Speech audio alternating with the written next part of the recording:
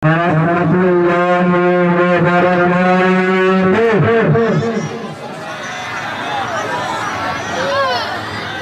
Alhamdulillah rabbil alamin. Wassalatu wassalamu ala asyrafil anbiya'i wal mursalin wa ala alihi wa sahbihi ajma'in. Asyhadu an la ilaha illallah wa asyhadu anna sayyidana Muhammadan abduhu wa rasuluhu la nabiyya ba'dah. قدموا أعمالكم بدار الآخرة وجيبوا عندها فزينها. قدموا أعمالكم بدار الآخرة تجدوا عندها فزينها. Alhamdulillah, segala puji bagi Allah yang senantiasa memberikan rahmat dan kasih sayangnya kepada semua hamba-hambanya, baik itu hamba yang beriman maupun hamba yang tidak beriman, yang kesemuanya itu tidak pernah luput daripada curahan rahmat daripada Allah Subhanahu wa Ta'ala. Maka sudah sepantasnya sebagai hamba yang dilahirkan kepada kita sepatutnya selalu bersyukur mengucapkan alhamdulillah kepada Allah atas nikmat yang diberikan tersebut.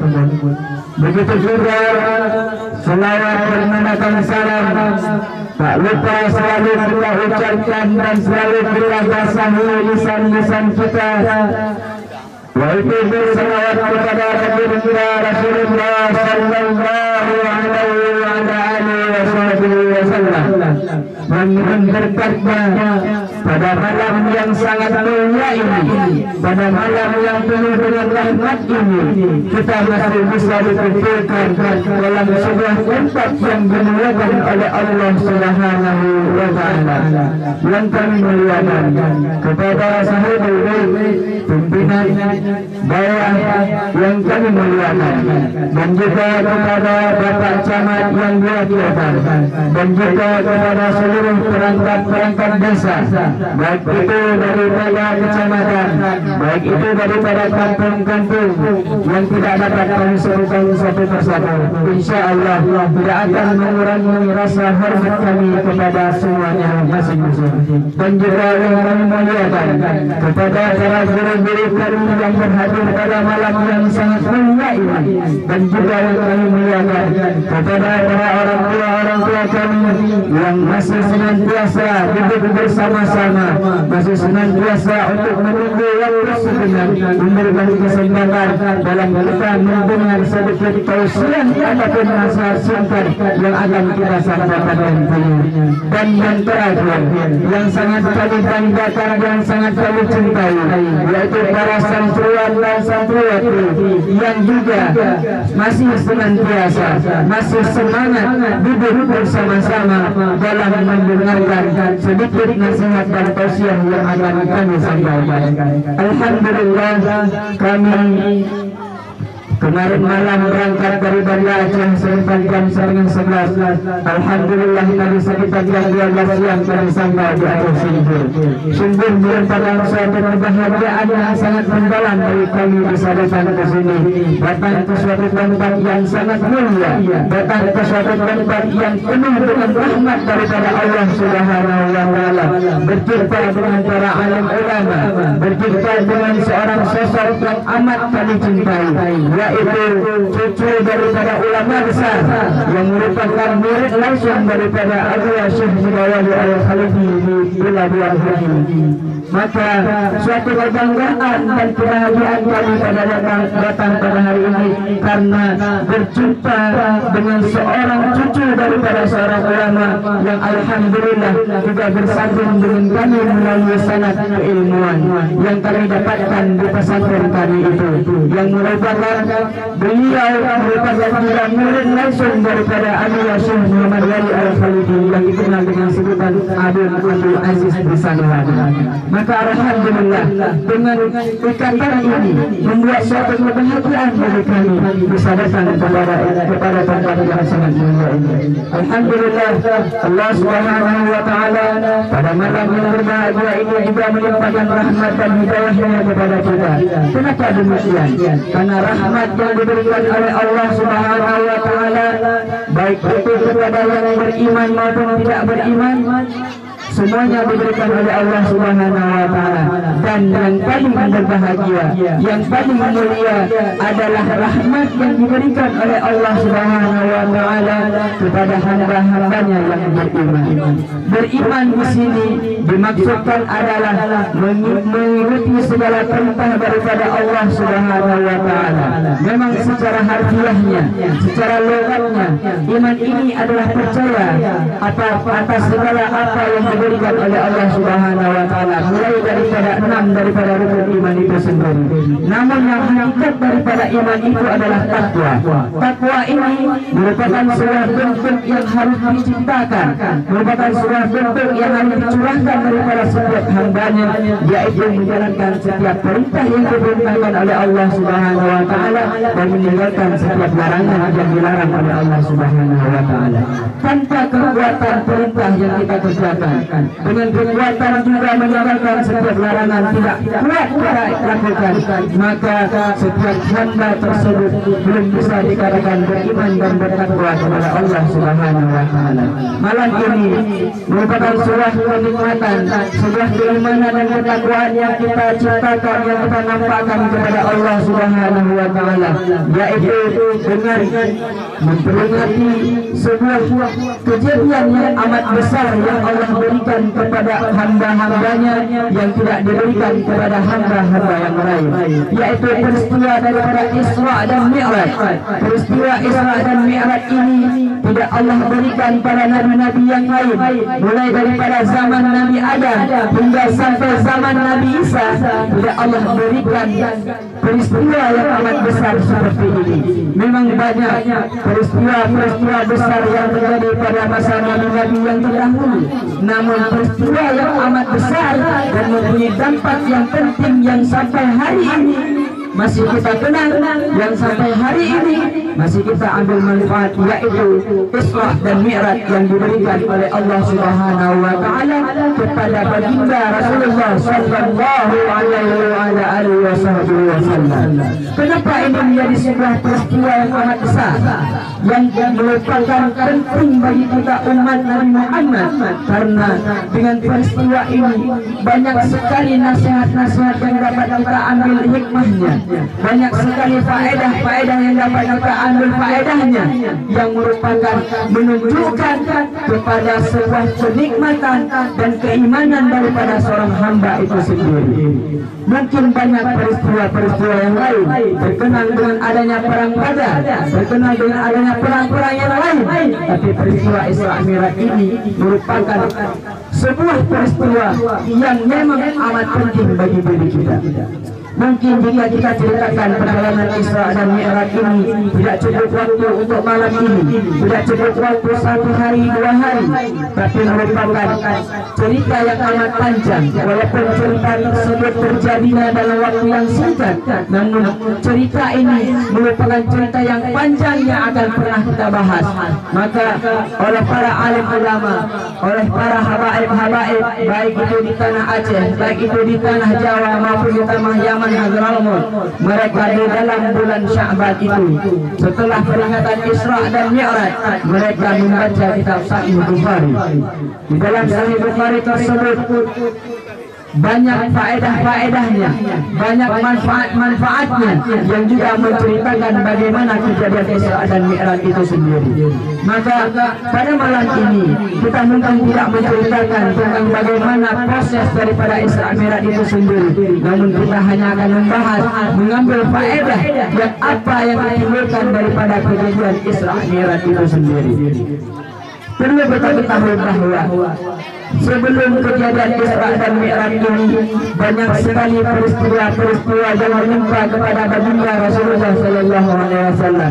Di antara cerita-cerita kejadian-kejadian yang amat penting yang terjadi yang membuat itu dampak paling banyak, dampak paling berat dalam dunia Islam, yaitu meninggalnya Sayyidah Khadijah, istri Rasulullah Sallallahu Alaihi Wasallam. Kenapa meninggalnya Sayyidah Khadijah ini mempunyai dampak yang amat besar, mempunyai kesedihan yang amat dalam bagi baginda Rasulullah Sallallahu Alaihi Wasallam? Dikarenakan Sayyidah Khadijah merupakan perempuan yang mulia, perempuan yang kaya, perempuan yang terhormat, namun menghabiskan kemuliaannya, menghabiskan hartanya, menghabiskan kehormatannya hanya untuk membantu perjuangan daripada baginda Rasulullah Sallallahu Alaihi Wasallam. Sehingga saat Rasulullah ini ditinggalkan oleh Sayyidah Khadijah, merupakan hati yang paling sedih yang beliau hadapi, yang sehingga panjang perjalanan ini, dan juga beliau ini Rasulullah Sallallahu Alaihi Wasallam juga menjelang sesudah meninggalnya Sayyidah Khadijah ini juga disedihkan dengan meninggalnya paman beliau, yaitu Abu Thalib. Kenapa juga ini menjadi sebuah kesedihan? Karena Abu Thalib merupakan paman beliau yang membantu juga perjuangan ini, membantu perjuangan tegaknya agama Islam di tanah Arab pada masa itu, yang hari ini Islam yang asalnya di sana sekarang kita rasakan di Aceh Singkil. Ini merupakan sebuah kenikmatan, merupakan sebuah rasa yang membuat kita ini menjadi nikmat terbesar. Makanya Rasulullah Sallallahu Alaihi Wasallam saat ditinggal oleh dua sosok amat penting ini, tertanam rasa kesedihan di dalam hati beliau, sehingga para kaum Quraisy pada masa itu datang berbondong-bondong memboikot Rasulullah Sallallahu Alaihi Wasallam, dengan memboikotnya perdagangan beliau, dengan memboikotnya ibadah mereka, dengan memboikotnya semua kehidupan, sehingga Rasulullah Sallallahu Alaihi Wasallam pada waktu itu berhijrah, sehingga beliau berhijrah ke negeri Taif. Saat beliau berhijrah ke negeri Taif dengan harapan bahwa dengan hijrah ini akan membuat beliau terbantu, akan membuat beliau ada teman, akan membuat beliau ada lagi yang akan membantu. Tapi apa yang terjadi saat beliau datang ke negeri Taif? Di saat datang kabar, saat menjelang masuknya perbatasan daripada negeri Taif, datangnya kabar tersebut bahwa Rasulullah Sallallahu Alaihi Wasallam itu datang, maka rakyat Taif, masyarakat Taif berbondong-bondong datang untuk mengusir Rasulullah Sallallahu Alaihi Wasallam. Bahkan yang beraninya lagi, berani melemparkan batu, berani melemparkan kotoran, sehingga kesedihan ini bukan hanya Rasulullah Sallallahu Alaihi Wasallam saja yang merasakan, bahkan seluruh makhluk yang ada di langit, seluruh makhluk yang ada di bumi merasa marah, amat marah, karena Rasulullah seorang kekasih Allah diperlakukan sedemikian rupa, sehingga para malaikat tersebut mengatakan, wahai Rasulullah, apakah aku angkat gunung Uhud yang tinggi itu aku campakkan kepada orang Taif tersebut? Apakah aku ambil gunung-gunung yang ada di negeri Taif itu aku campakkan ke orang-orang Taif itu? Maka apa jawaban yang keluar daripada mulut seorang kekasih Allah? Wahai malaikat, hari ini kesedihanku bukan karena dilempar oleh batu tersebut, tapi yang aku harapkan hari ini adalah anak-anak daripada mereka ini akan menjadi pejuang-pejuang yang akan membantu perjuanganku di kemudian hari nantinya, sehingga terbukti di dalam sejarah bahwa para anak-anak daripada kaum Taif itu menjadi pejuang yang amat berkuasa, menjadi pejuang yang amat gagah dalam membantu perjuangan baginda Rasulullah Sallallahu Alaihi Wasallam. Wasallam. Dari kisah ini, apa yang kita ambil hikmah bahwa saat meninggalnya Sayyidah Khadijah, Rasulullah sedih.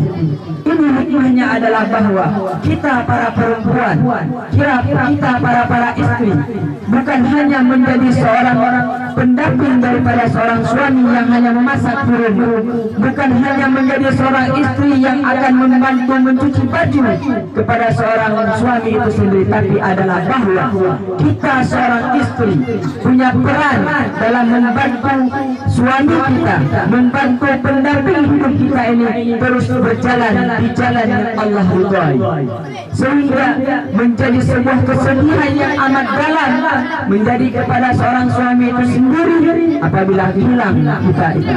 Maka jangan salahkan para suami-suami itu kalau ingin meninggalkan kita para istri. Mungkin tidak ada ketenangan di dalam hatinya, tidak ada ketenangan di dalam jiwanya, sehingga membuat para suami-suami ini menjadi gundah dan meninggalkan istri itu sendiri. Maka kita seorang perempuan harus mempunyai sebuah kehormatan, harus mempunyai sebuah kemuliaan yang akan membuat diri kita ini tinggi di hadapan Allah Subhanahu wa Ta'ala. Begitu juga hikmah daripada paman beliau yang membantu semua harta-hartanya. Maka kita hari ini diberikan harta yang banyak, diberikan kekuasaan yang tinggi, diberikan jabatan yang hebat, maka semua jabatan, semua harta, semua kemuliaan itu kita transfer, kita hibahkan kepada jalan agama Allah Subhanahu wa Ta'ala. Karena harta yang bermanfaat adalah harta yang selalu kita sedekahkan, harta yang selalu kita berikan kepada jalan yang Allah ridhai. Jalan yang Allah ridhai itu sangatlah banyak. Boleh kita bersedekah ke masjid, boleh kita bersedekah ke dayah-dayah seperti pesantren ini, yang dengan sedekah tersebut dapat membantu diri kita, yang dapat membantu anak-anak kita ini belajar, dapat membantu anak-anak kita ini bisa membuat asrama yang bagus, dapat membantu anak-anak kita yang belajar di sini mempunyai tempat belajar yang bagus, sehingga harta kita tersebut yang kita sedekahkan ke tempat yang Allah ridhai akan mendatangkan manfaat baik di dunia maupun di akhirat. Dikarenakan sedekah ini mempunyai manfaat, salah satunya adalah sedekah ini membuat kita ini terdampak daripada bala. Rasulullah mengatakan bahwa sedekah tanfa'ul bala. Bala yang dimaksud di sini bukan hanya gempa, bukan hanya banjir bandang dan tsunami, tapi bala yang dimaksud di sini adalah berupa salah satunya adalah ketenangan yang ada di dalam hati kita masing-masing. Karena ketenangan yang paling besar, kebahagiaan yang paling besar adalah ketenangan yang ada di dalam hati kita itu. Untuk apa punya mobil mewah? Untuk apa punya uang yang banyak? Untuk apa punya rumah yang mewah? Tapi hati kita tidak punya ketenangan kepada Allah Subhanahu wa Ta'ala. Maka bala tidak ketenangan ini Allah dapat dengan satu sedekah yang kita berikan. Kita tidak perlu minder. Boleh kita bersedekah 1.000, boleh kita bersedekah 500 rupiah. Tidak perlu untuk 100.000, 1 juta, 2 juta dan banyak-banyak yang lainnya. 1.000, 100.000, 1.500 yang kita sedekahkan, tapi ada keikhlasan di dalam hati, maka itu akan lebih bermanfaat daripada sedekah yang kita sedekahkan 1 juta yang tidak ada keikhlasan tersebut. Maka inilah hikmah yang Allah berikan dalam setiap peristiwa-peristiwa tersebut, sehingga kita terhindar daripada bala tersebut. Bahkan kadang bala-bala yang lainnya juga terhindar. Lihatlah berapa banyak tanda-tanda yang Allah berikan pada masa sekarang. Mulai daripada dalam 2 minggu ini Allah berikan 2 kali gempa. Kenapa Allah berikan 2 kali gempa? Bahwa disebutkan bahwa setiap bala teguran yang Allah berikan kepada setiap hamba-hambanya, berarti ada satu orang yang bermaksiat, yang orang lain diam, orang yang tahu itu diam, sehingga Allah menegur.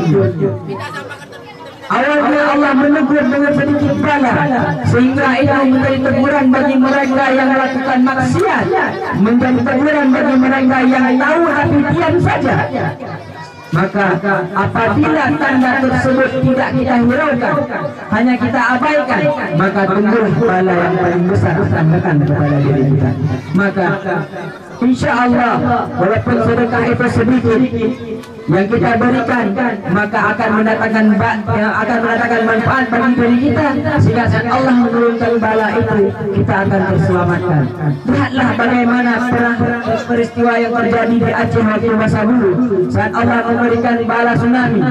Ada yang kadang dia kita lihat ahli maksiat, ada yang kadang kita lihat dia hari-harinya tidak pernah berbuat kebaikan, yang nampak pada mata kita mereka berbuat kejahatan, tapi kadang-kadang mereka selamat, tapi kadang-kadang mereka terselamatkan, hilang daripada bala itu sendiri. Kenapa? Mungkin saja mereka di waktu malamnya mereka melakukan salat tahajud, bermunajat kepada Allah, meminta ampun kepada Allah Subhanahu wa taala. Maka ini juga merupakan sebuah kebaikan yang Allah berikan, yaitu yang memang Allah berikan di dalam perjalanan Isra dan Mi'raj ini, yaitu hadiah yang Allah turunkan melalui baginda Rasulullah SAW, yaitu ibadah salat. Maka dengan salat tersebut, semua yang akan kita kerjakan akan mendatangkan manfaat pula, akan mendatangkan faedah pula, karena dengan salat itu sendiri akan membawakan kebahagiaan bagi diri kita. Dikatakan bahwa dalam hadis Rasulullah SAW, sedekat-dekatnya seorang hamba adalah saat dia salat, saat dia sujud menghadap kepada Allah, maka disitulah kedekatannya dengan Allah Subhanahu wa taala. Maka apapun faedah, apapun hajat kita, salatlah, maka mintalah kepada Allah Subhanahu wa taala. Maka alangkah mungkinnya bagi manusia-manusia hadiah yang langsung datang daripada Allah melalui seorang hamba yang mulia, yaitu baginda Rasulullah SAW, dengan pendamping juga seorang malaikat Jibril dan malaikat Mikail, dibawa langsung diberikan hadiah kepada baginda Rasulullah, diwariskan kepada kita. Maka alangkah sayangnya banyaknya di antara kita yang hari ini meninggalkan salat itu sendiri. Alangkah ruginya, alangkah dosanya, alangkah ruginya dari kita ini. Hadiah yang Allah berikan langsung, tapi tidak kita manfaatkan. Maka coba bayangkan, seandainya Rasulullah SAW pada hari ini, pada malam ini duduk bersama dengan kita, menanyakan kepada kita, wahai fulan, salat yang aku ambil daripada Allah Subhanahu wa taala, bagaimana engkau menjaganya? Maka apa yang harus kita jawab?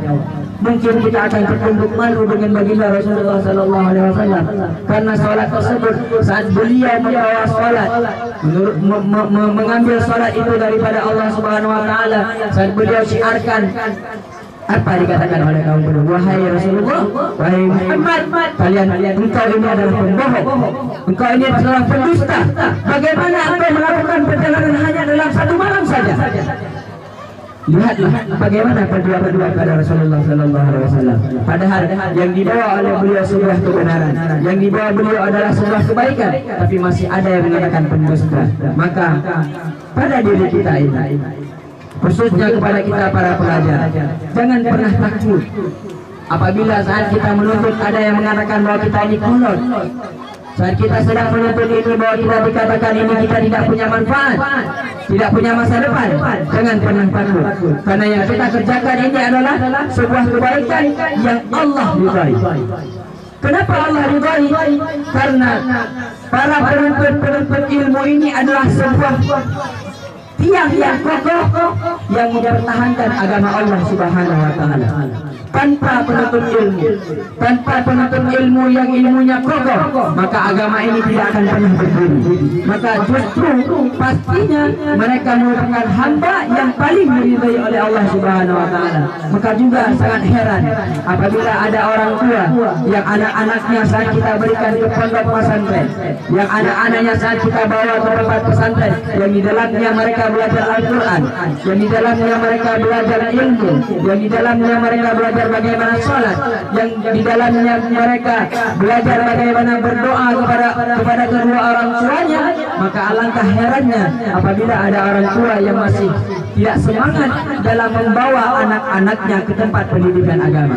Ketahuilah wahai orang tua bahwa hari ini anak-anak kita yang kita wakafkan, hari ini anak-anak kita yang kita bawa ke pondok pesantren seperti ini bukan sebuah kerugian yang akan kita dapat, tapi lihatlah setahun, 2 tahun, 3 tahun ke depan mereka lah yang akan mendatangkan manfaat bagi kalian semuanya. Hari ini mungkin kalian melihat mereka hanya sebatas anak-anak yang memang bermain-main, sebatas anak-anak yang hanya duduk tertawa-tawa saja. Tapi lihatlah, apabila kalian dukung, orang tua mendukung anaknya menuntut ilmu, dan anaknya ini tambah semangat dalam menuntut ilmu, maka lihatlah mereka akan menjadi pemimpin-pemimpin yang berbahagia yang akan mendatangkan manfaat bagi kalian semuanya. Maka jangan pernah ragu saat kita melihat anak-anak kita berada di pesantren, anak-anak kita berada di tempat pengajian seperti ini.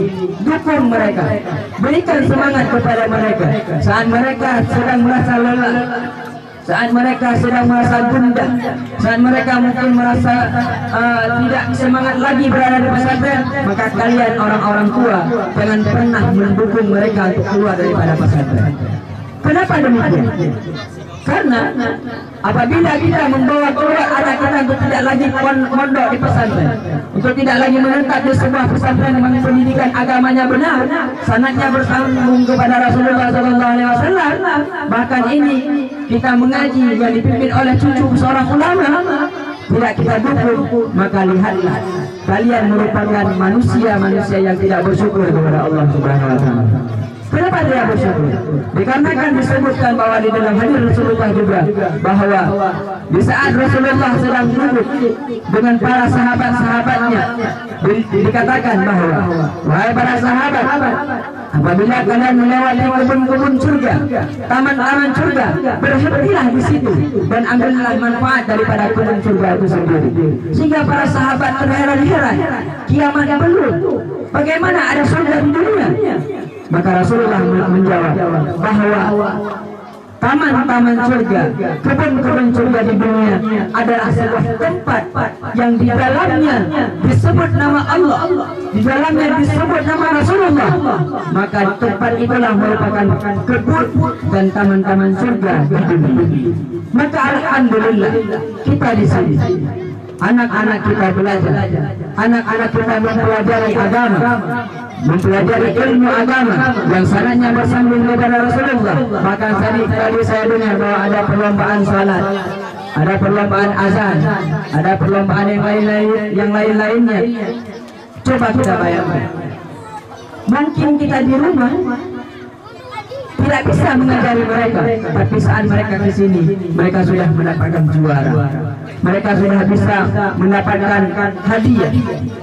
Yang itu pastinya orang tua yang anak-anaknya tadi disebutkan mendapatkan juara, maka ada dalam hatinya pasti menyebutkan alhamdulillah, saya bangga kepada anak saya.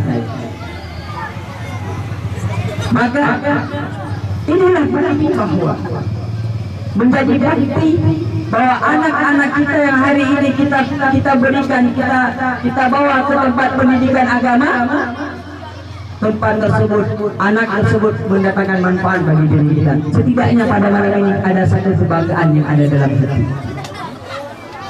Bagaimana kepada orang tua yang lainnya yang anaknya tidak disebutkan tadi? Apakah merasa biasa saja? Tidak boleh.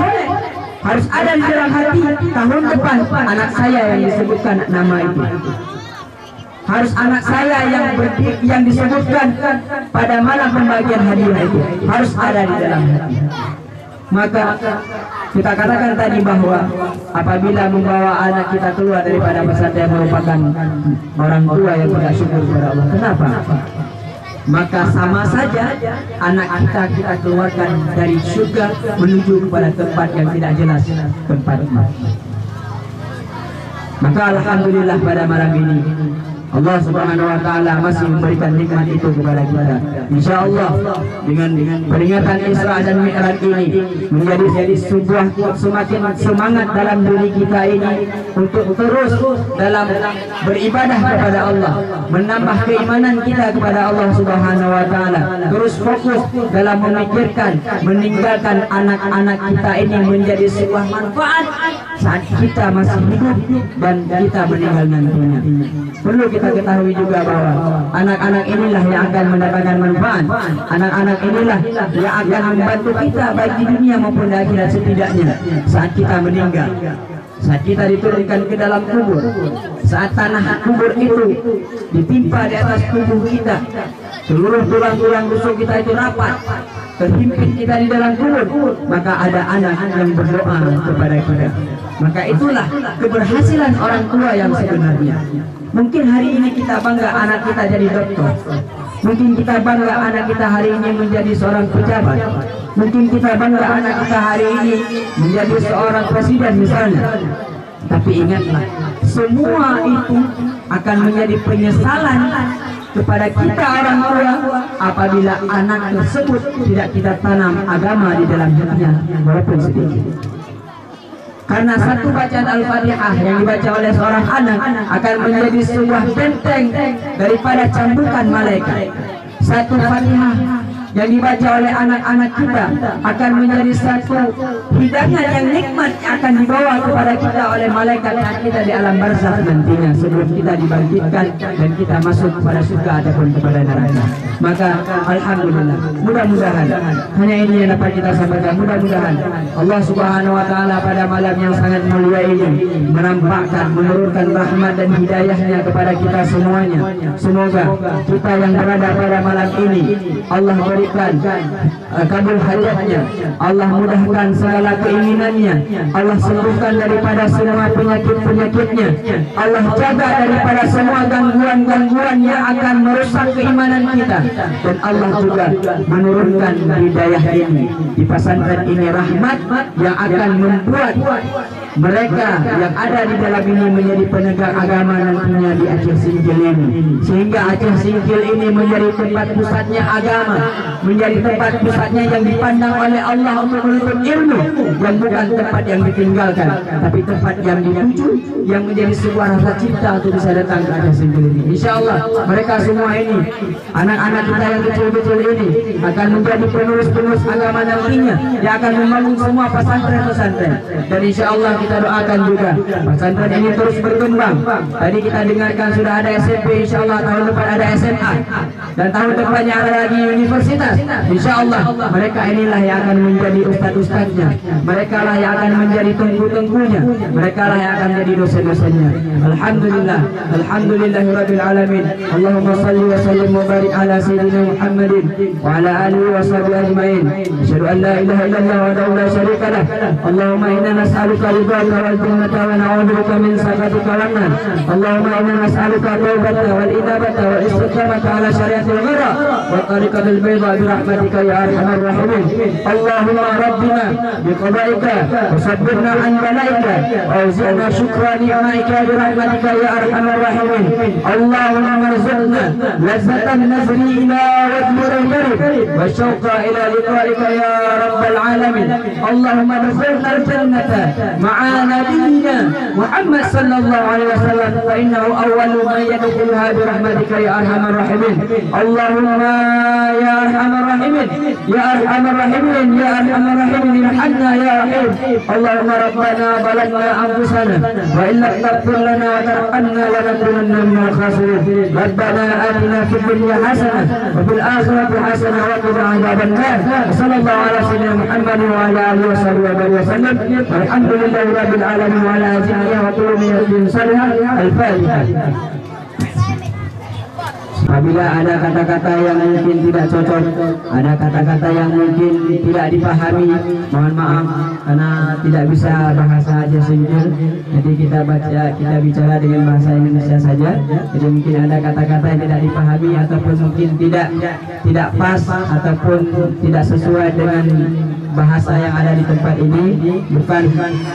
maksud kadang-kadang menyinggung, bukan maksud kadang-kadang menghina, tapi hanya maksud untuk membicarakan, memberikan sebuah manfaat daripada Allah Subhanahu wa taala. Maka mohon maaf apabila ada kesalahan, mohon maaf apabila ada kekurangan, dan juga mohon maaf apabila sedikit berbicara mungkin tidak lama, dan juga mungkin tidak ada lucu-lucunya, juga mohon maaf. Insyaallah semua kita ini diberkati oleh Allah Subhanahu wa taala. Wabillahi taufiq wal hidayah. Assalamualaikum warahmatullahi wabarakatuh.